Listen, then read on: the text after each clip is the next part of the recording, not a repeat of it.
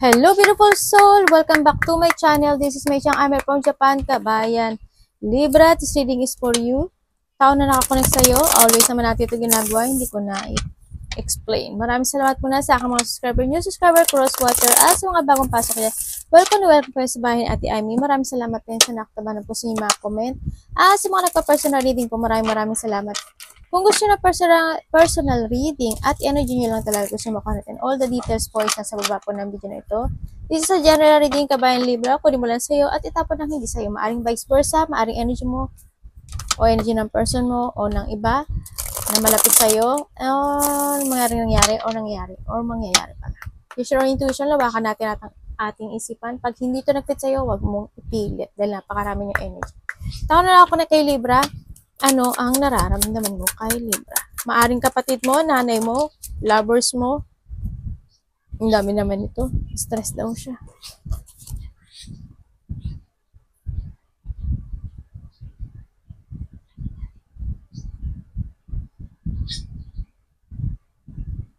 Okay. Bakit? Bakit iyan ang nararamdaman? Okay, thank you. Nararamdaman niya sa'yo.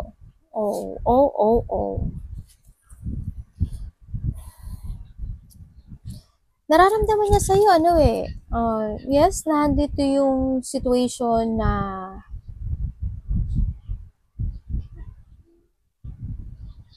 alam niya na na-stress ka at nasaktan ka niya. No? And then, alam niya rin na ang laki na ng pagbabago when it comes sa'yo. At sa kanya rin. Nakita ko ito.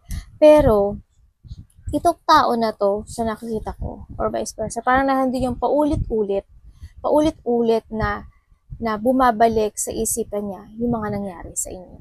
Yun na nakikita ko sa kanya. Kumbaga, handun yung nilalabanan, naramdam niya sa ikaw kasi handun yung part na, syempre stress ka, diba?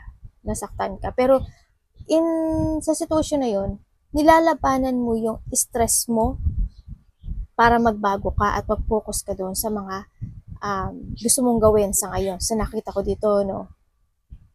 Kumbaga, you put boundaries. Alam niya rin na nag-put boundaries ka na nagpapakabisi ka sa buhay mo, na yes, ang dami mo naging dipot, ang dami mong naging battle, handun na rin yung na-stress ka sa kanya, binigyan kanya ng anxiety, depression, as in, sobrang sakit ang ginawa niya. At yun nga, sinasabi niya, kahit na alam niya na alam niya hindi ka pa ganoon 100% move on sa kanya, no? Or siya to, no? Ang nakita ko. Pero, pinipilit mong gawin para magbago yung buhay mo. Yun ang nakikita ko. At ayun din ang alam niya sa buhay niya. Nagpo-focus ka sa mga gusto mong gawin. Hanggat maaari, magpapakabisi ka, gagawin mo yung mga gusto mong gawin para magbago lang. Kumbaga, you still fighting and yun nga, para lang sa pagbabago. Anong intention mo kay Libra?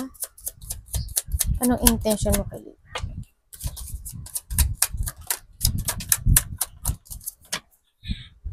Pero alam mo, curious pa siya sa'yo.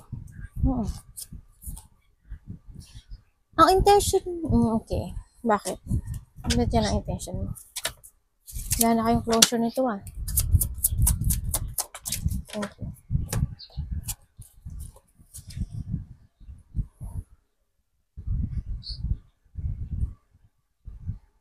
Intention niya sa'yo, gusto kanya kausapin. Gusto niya makarecover itong situation na to, pero nandito siya sa situation na alam niya na disconnected na siya sa'yo. Alam niya na wala ka na rin pakialam sa kanya. Na alam niya na galit ka. Alam niya na handun yung puot. Handun yung situation na sobra kanyang nagbinigyan ng sobrang sakit at emotional na situation sa kanya. No, alam niya rin na hindi ka na magtitiwala sa kanya. Intention niya kausapin ka, pero alam niya yung ganun situation na wala na Yun ang gusto niya, kausapin ka niya. Gusto niyang tapusin ito ng malinis, pero hindi ko nakikita na ganun yung intention niya na ifufush niya. Hindi. Kasi hando siya sa part na nalilito pa siya. Nalilito siya. Tingnan natin. Ano ang action mo kay Libra? Gusto ka talaga niya kausapin. Anong action mo kay Libra? Tandaan nyo ha, baka vice versa tayo. Bakit?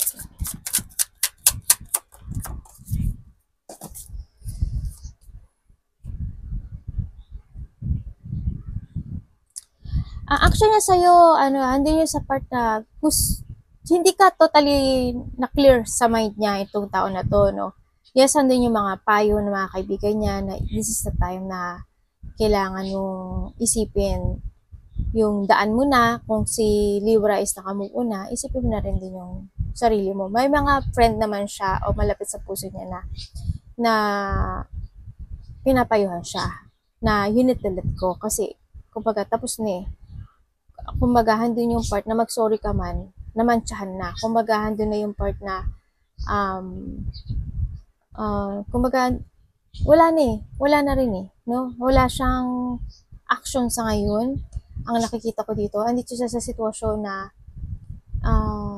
yes, the illusioning, and then hindi siya gaano nakakatulog, syempre andun yung may pagka-guilty ako nakita sa kanya. Every night naiisip ka nito. Libra, anong friend mo ba to? O friend na become a lover? Nangako ba siya na may third party nangako ba to na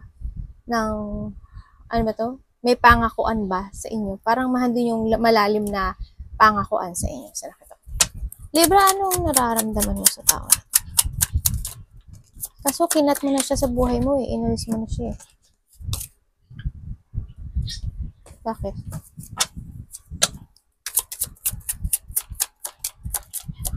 Thank you. Okay. We have the 5-5 oh.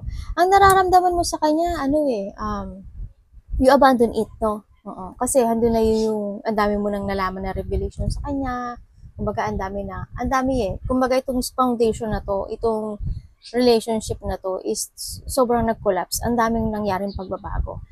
Ang nakita ko, nararamdaman mo siya na makasarili siya, sarili niya na iniisip niya. Handa talaga yung puot mo, yung galit mo, andin yung situation na, yun nga, nag-away kayo, hindi nagtutugma ang kayong dalawa. Kumbaga, wala kayong pagkakaisa, kaya it's need to na paghihandin yung paghihiwalay o pag-alis, no, sa nakita ko dito.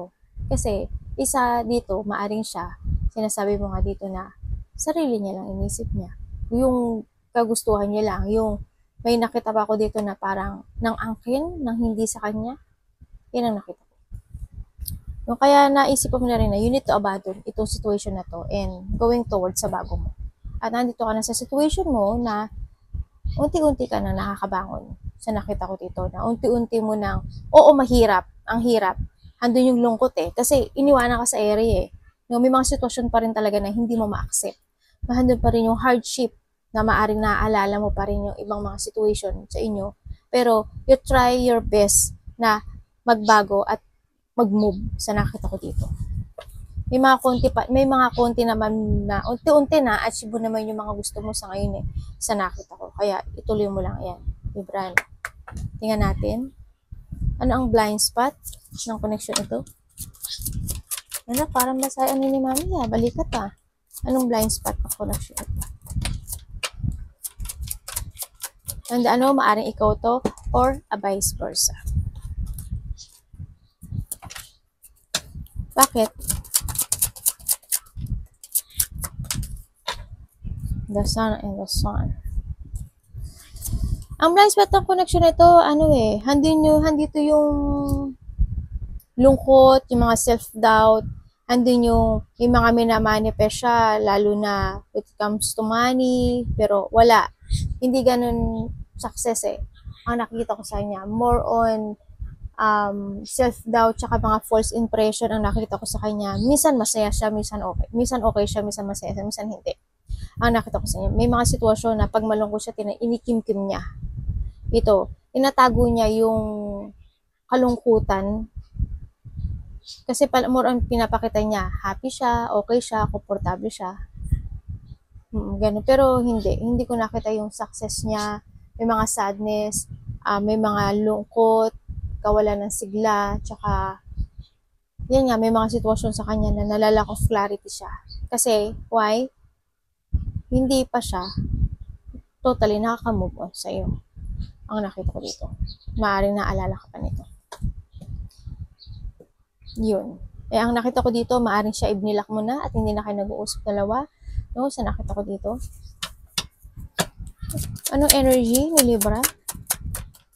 This September?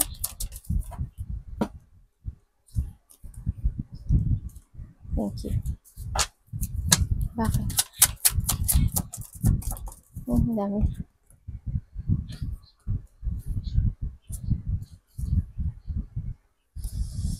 Ang energy mo this month, yes, and then you want to follow your heart to achieve yung mga gusto mo ma-achieve, to accomplish, pero dumadaan ka pa rin sa mga sitwasyon na indecision. Kasi, why? Nagkakaroon ka ng options in life.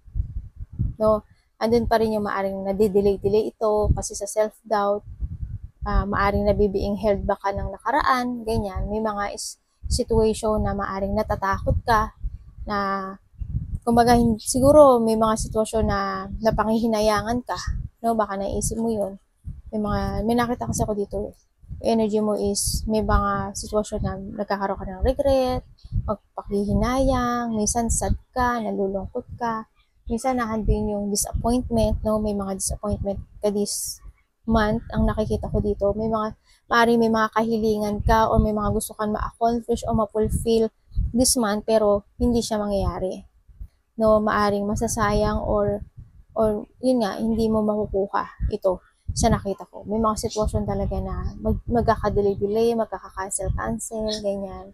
Magkakaroon ka ng option, mga few options, no? Kumbaga, may mga unclear decision ka na situation na kailangan mong gamitan ng utak or you need to see the fact when it comes to your decision in life, no? Universe, ano pong payo nyo kay Libra? Kumbaga, siguro hindi lahat ibibigay yung wish come true mo. Paunti-unti. Yun na nakita ko. Bakit po?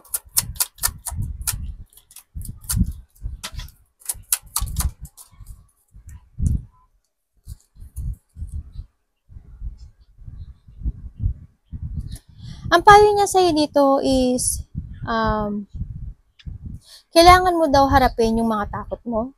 Kailangan mo magdesisyon kung ano may mga dapat mong desisyonan. Kailangan mong, when it comes sa mga decisions in life or obstacle, kailangan mo tong harapin at desisyonan. You need to use your mind and intellect. Siyempre, sinasabi dito, and then, ipaglaban mo at manindigan ka sa mga sitwasyon na kailangan. Tsaka, reminiscing the past na situation na ikaw is dating ikaw. Ganyan. Kumbaga, maaring pinaalala sa'yo dito na, dati ba, ano yung buhay mo? Okay ka ba? O you want to stay ba dito sa buhay mo na ganyan ka? Or mas mo pang i-improve yung self mo than sa nakaraan. Maaring pinaparemind din niya sa'yo yun, no? Kumbaga, you have a choices in life na kailangan mong pumili ng right decision sa buhay mo. Ang sinasabi rin dito. If you want to crossroad, mag-crossroad ka, iahon mo yung sarili mo, na maging mas lalo ka mag-focus sa sarili mo, at huwag ka mag-focus sa tao sa nakaraan. Kailangan mo na rin kalimutan yun, kumbaga, to move on, ang nakita ko dito, and put boundaries, syempre, sinasabi ito. And you need to protect yourself din, and depensan mo yung sarili mo sa mga situation na mga challenge or mga tao na they want to harass you or under attack ang nakita ko dito. Tsaka, yun nga, it's time to, it's time to make new memories in your life sa ngayon, sa nakita. Yun. Focus to your job, work, and syempre, slowly but surely, sa lahat ng desisyon sa buhay. Huwag agad magmadali, pag-isipang maigi, ang sinasabi niya. Overall energy ni Libra. Aray ko, anak, ano ba yun? Ano po bang problema ng anak na yan? May problema ba yung anak ko? Bakit?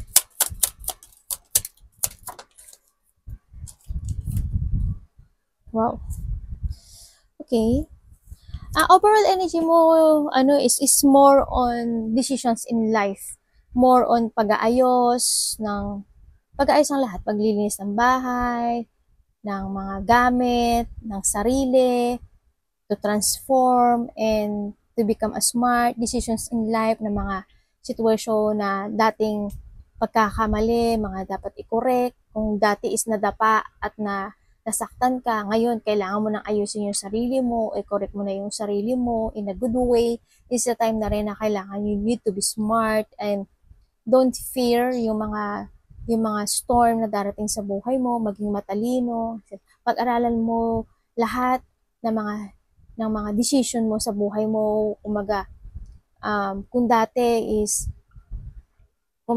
parang hindi mo ganoon pinag-isipan yung part na yon, kumbaga mas pinaano mo yung puso mo, kumbaga ngayon you need to be smart and baguhin mo yung dati as long as kaya mo, na yung dati pinatakbo mo more on your heart, ngayon gamitan mo na naman ngayon na mas more kang magbigay ng 70% sa thinking than heart, in a good way well, nasa sa'yo yung kung ilang percent. Kailangan mo lang daw maging smart, matalino, and you need to talk and to be honest. Maging honest ka rin daw sa sarili mo. I-correct ang mga dapat i-correct. Focus din, syempre, focus to create yourself again. No, ang nakita ko dito. Yan. Tingnan natin. Anak, baba mo na. Baba. Ano pwede nating malaman sa connection ito? Excuse me po. Excuse me, anak. Thank you. Maring meron kang kadiling na air sign, Gemini, Libra, and Aquarius. Ikaw to the Mercury retrograde. Ibig sabihin, maaring maaalala mo yung mga dapas, no? Yung mga situation din ako nakita na something electronic ang nakita ko dito. Maaring sasakyan or someone want to communicate, marireminizing mo yung mga the past memories na nakikita ko dito. Maalala mo. Yung tulad nga na kanina nakita natin. No? Yan yung message. Yung mga issue ng nakaraan, yan, maalala mo yun. Yung mga nangyari sa nakaraan, good and bad. Just being near you is intoxicating. I remember every details of the day. Oh my God, tignan mo to, Mercury retrograde nga. Tayo dyan. Maaring kamag-anak mo yan, dati mo karelasyon, kapatid mo, ano man siya. Okay, bra? Hala, meron pa pala dito. I replay our conversation over and over. Talaga naaalala, no? Yung nakaraan. Maaring ikaw and siya, naalala niya rin. Yung bawat details na mga pagbaksak ng mga salita, no? Ay, naalala mo yun. Power. The power of love is like a magnet drawing soul together. Surprise, you may become about be surprised. Maaari may makipag-communicate sa iyo or maaari may magbibigay ng gift, pagpapahalaga, or ikaw ang bibigay. Something gano'n, vice versa. Soul. Your soul is preparing to reconnect. Trust the process. Ayan, maaring ngayon is now in a process na maaring dumating yung tao na nanarapat sa'yo. Ang nakita ko dito. Or maaring when it comes sa'yo, ipine-prepare ka ng taas ni universe na buuin muli, or you need na buuin muli yung sarili mo sa dati. Or ibalik mo yung dati. Or mas maganda pag binuo mo yung sarili mo in a new you. talagang transformation ito, no? Sa nakita ko dito. Arigato, namaste, God bless.